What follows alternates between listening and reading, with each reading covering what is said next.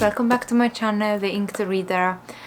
Today I just wanted to do a book review, which I don't often do, but I've read this book and I thought that I just didn't want to cram all my thoughts in the monthly wrap-up necessarily, because there are so many themes and just general thoughts that this book brought up that I just wanted to kind of give it the right time for me to discuss them. Maybe some of you might have read this book, so it's an occasion for us to maybe discuss in the comments down below. But yeah, I just wanted to dedicate it a bit more time.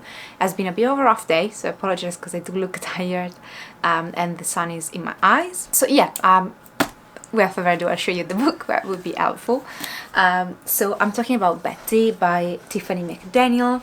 There are a couple of covers for these, but in the UK I could find these.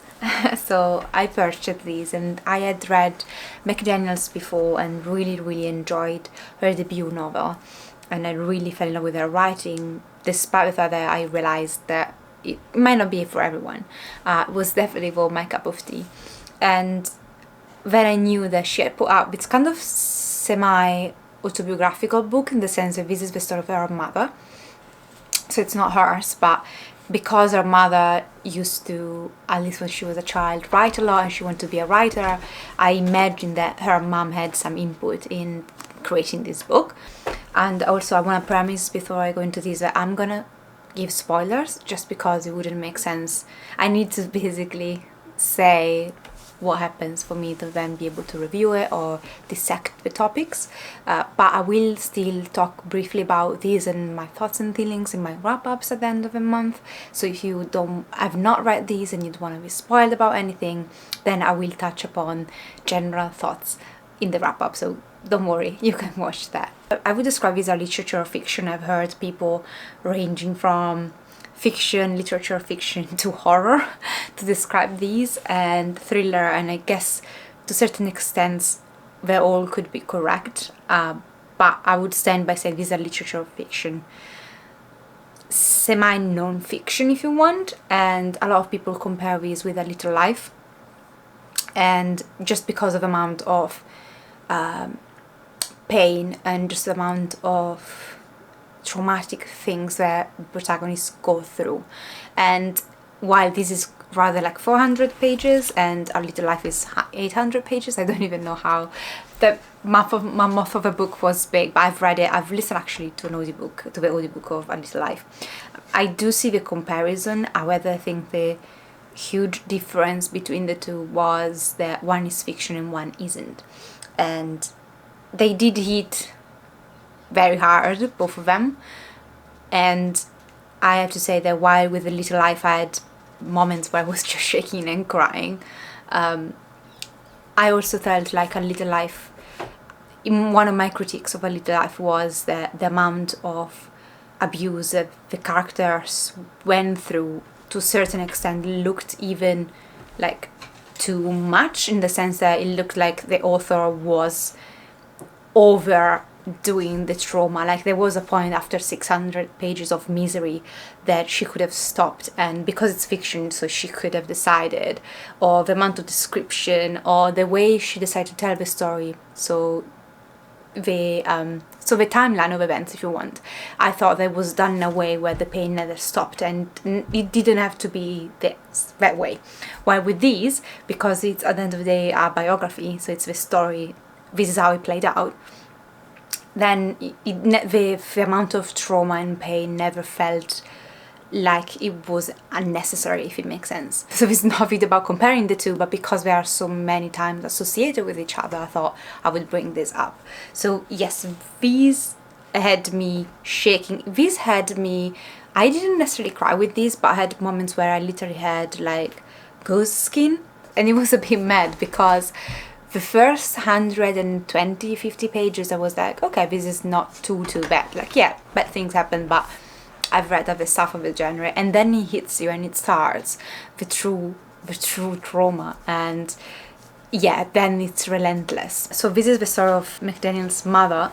She was born from a white woman and Cherokee father, and what happens is that they have an encounter, a chance encounter, they have sex on, you know, that kind of one-off encounter, and then she gets pregnant, she finds him at his workplace, and he decides to marry her and make her an honest woman, and she leaves her family home, whose father and mother were both extremely abusive for different reasons. So she just marries this man, goes on, and then proceeds to have a bunch of children with him, and while 2 of them die basically as infants, and she kills one of them, basically. For what I gather, she literally killed one of them. All the others grow up, but throughout the story, the majority of them end up either being killed or killing themselves. And it's just extremely heart-wrenching, and it's extremely sad, because I think McDaniel, because of how events happen, so things happen throughout the years, you spend a lot of time with these characters, and then many of them pass away like near each other, and it was just I was extremely distraught. And I think there was also a lot of frustration in these, that all the abuse that happened was never never acknowledged officially. And I'm gonna go into each one of them in a second, but it was very frustrating for me to see that, and just to see that ultimately we have a bit of revenge in the end from Betty herself, if you want, but the law never intervened, and you know, they kind of got away with it, which is extremely frustrating on an objective side, if you want. Who do I begin with? Okay, so definitely my favorite character in these, apart from Betty, was her father Leland. And is it Leland? I believe it's Leland. I don't want to confuse it with the motherfucker who is the abuser. So anyway, I don't remember. So the father figure was definitely my favorite character, and I thought it was such an amazing character. And I honestly, he is the one that brought in me all the emotions of his father trying to do his best, while all his life has been told that because he is Cherokee, because he's Native American, then he's worth nothing, and people abuse him, beat him up. And also like the father having to try to support the children who are bullied and traumatized by other people picking on the color of their skin, and or you know, them having mixed parents. And it was these men trying to come up with these stories and trying to kind of do the best of a very shitty situation. And I thought that at moments it was just, it really upset me, and I just felt that the way he died, the way he lived, it was just inspirational in a sense, because of everything they go through, the way he still managed to be a father, to be there for them, that is absolutely remarkable. But ultimately his death and all that came with it, when he changes because of the loss of his children, that was, it's basically a tragedy where you want to do something, you can't, and it comes with a lot of frustration and resentment also for what society was at the time, or how humans can be atrocious with each other. So yeah, that was very hard, but it was also like someone who's so inspirational. Said that, I think I was also frustrated with this character, because if abuse was happening in the house, in his house, and I don't understand if he didn't want to see it or if he generally didn't know. And there is an element where I wish I'd known, in a sense. I wished someone had done something. So it gets very upsetting, I believe, when you see a bunch of even good characters be in a situation where a lot of abuse is happening and no one is doing anything. And they're not doing anything necessarily because they are mean, or it's just generally they don't know, or they don't want to know. And I understand why they don't want to know, I understand why they keep going, but at the same time, if only they had done something, things would have turned out very differently. So that was extremely difficult to go through. And also the figure of the mother, Alka, I don't know how you pronounce it exactly in English, she was such a horrible character, and yet it's one of those characters that it's molded by the abuse.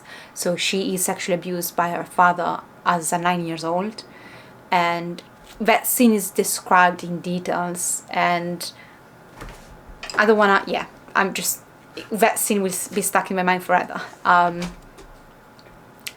So you can see why she is the human being that she is today, and it just reinforced my belief of how much, if trauma is not treated, how it's perpetuated, how it becomes generational, and how it keeps going on and on and on, and how history repeats itself and all of that. So the mom that commits atrocious acts against animals, and again they are described, but then you have also to see our main protagonist, because she's her mother, loving her despite everything else, and also understanding where she's coming from. So it's very difficult for you to put yourself in her shoes while seeing from an external point of view what's happening, how much damage this woman is causing because she was so damaged as a child. So it's that kind of, to what point do I justify the action of someone because of what happened in their past, and to what point do I give them agency and I give them responsibility for the trauma that they are now passing on. It's a very difficult judgment to make, to decide to what point someone who's traumatized and go on to traumatize someone else is justified and where it isn't. And I think it's very easy to sit down at a table with people that have never experienced trauma, or they're very detached from all of it, to just judge, but the reality is it's way more complex. And I think this book does a very good job of describing Betty's relationship with her mother, this kind of hate and love relationship. And there are some touching moments that the mom does talk with children that it just, it makes you realize how great this character is, while at the same time perpetrating and causing so much damage to her children. Not to mention probably killing one of her babies with a cotton ball, which is, never addressed again. The siblings. So the siblings, I was especially attached to Trustin, and Trustin just dies. And I don't understand if he committed suicide, if he jumped, what happened there. But when he died, I was like, okay, that moment was extremely upsetting. But also, I don't understand in what context that happened. And I don't know if maybe my mother didn't have many recollection of that, so the story is kind of like he dies, and then they have a funeral, and it's an extremely touching moment, because again you are among this town that despise this family because of their mixed nature, and yet when someone from this family dies, the people in the town, they kind of share their grief, and the way they react is extremely touching. So again, it's never like, it's always a blurred line, it's never black and white. And those moments, I had goosebumps, like I was just shivering.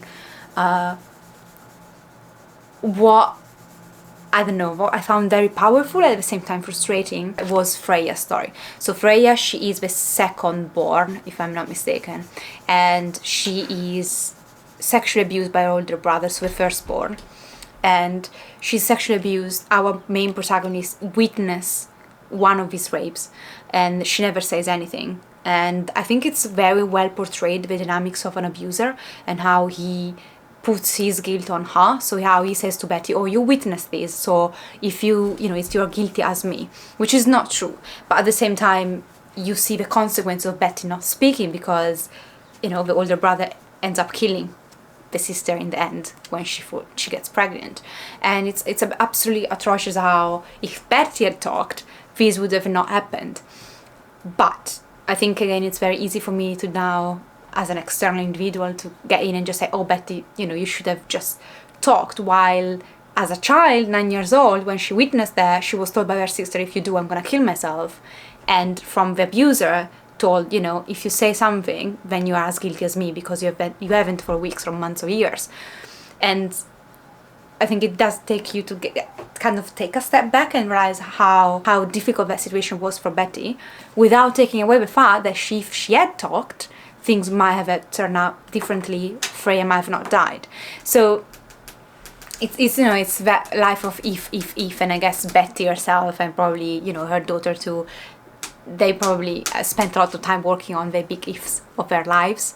The story of Flossie. Flossie is the sister that she wants to go to Hollywood, and she just ends up being also raped, and then she ends up being told by her mother that she has to marry this guy who she doesn't love just because he has got money, and then she ends up just abandoning her child, almost killing her child, which is again another scene that when Flossie abandons her child on the train tracks and laces him shoes so he can't run away from the train on the incoming train. That was where I was like, I think I need to put this down. Then thank God the kid is saved, although it's permanently brain damaged. But that moment I was like, okay, this is getting too much. And then, you know, Flossie getting to a big city, becoming a drug addict, and eventually dying of an overdose. You know this is happening in the future, so by the time the story ends, you've been told by Betty that this will happen in the future, but he hasn't. And you see how the mother has ruined Flossie and ruined her dreams. And I think it's very powerful, this book, because it takes all of his siblings. They all have dreams and different personalities, and they all live through racism and abuse. They all go through their own trauma, and you see a lot of facets of what trauma can do to a human being. But it's extremely heart-wrenching for the reader because it's all in one family. Like, it's literally each one of his children are going through hell, and their parents as well. And it's just the amount of misery, because you know that at the end of the day this is all true. And yeah, it was something else, this book. I think I do need to, I don't know, I think I need therapy. That's what I thought. I do honestly need therapy after reading these, and I would have loved actually to know more about what happens to Betty after, because of course she goes ahead, she marries, she has children of her own, so I would have loved to potentially know what happened in the future and getting that good part. And I think McDaniel did an amazing job at putting this together. This is not a story that's easily told, and it's a story that's very scary to put on the word, to put your trauma, your intergenerational trauma on a page and tell people, here, read it, and then having to hear what people say about your trauma, which no one has anything they can say. And I think I gave this book 5 stars, of course, like spoiler alert for my wrap, but this is hands out 5 stars, and I would have never criticized anything of this book on a objective base, because I think this is something that's so personal and so brave to actually say that it's not my place to judge. It's not my place. To be fair, I didn't have any complaint, but even if I had them, I would honestly be very reticent to share them, because because of just the nature of this book and what it's doing. I think though, as Little Life does in a sense, this is a book that it's done to slap you in the face, kick you in the balls, whatever it is. Like, it's done to show you this is what's happening, this is what happened to me, has happened to a million other families, this is what trauma does. And it does it brilliantly, but it also skips all the good parts. So this is just a huge traumatic experience that when you get out, like, you feel like you finally can breathe. And I would definitely not suggest these to people that are extremely triggered by sexual assault or animal cruelty. It's described in all its details, and it has to be. Like, I do agree that violence has a place in certain cases to be depicted in all its awfulness, to make people realize how horrible, how life-changing these things are. Because I think it's not enough saying, oh, she was raped. You go through pages and pages of it, and it's uncomfortable. It's make you uncomfortable and angry with the word, which is its purpose. But as Little Life does, maybe this less than Little Life, there are not many good parts. There are no, you're left with, okay, what happened with Betty? Like, things got better because we know that she married, she had children.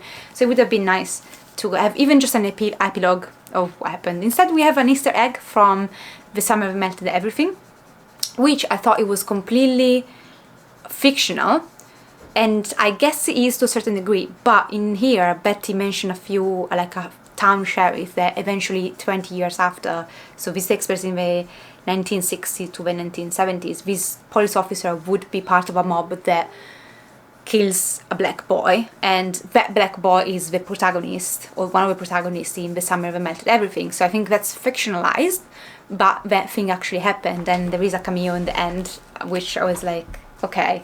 I just wish we had more of Betty's life after what happened to her. This book, it's a life experience. It's years of trauma training packed in 400 pages, and I am a fan for life probably of this woman, and if I was her mother, I'd be very honored on how my daughter managed to tell my story. So it was extremely powerful in that. It changed me. It changed me in the book. That I'm so happy it's a book club book because we can discuss it. I will never stop speaking about Betty. I think like this is the vibe that it gives me. Definitely a remarkable non-fiction / literature fiction that if you can put up with the trigger warnings, then it might change you as well as it changed me. But thank you for watching, guys, and I wish you take care. Let me know in the comments down below if you've read this, what you thought. I'd love to have a chat with you. Take care of yourself, and I'll see you next time. Ciao!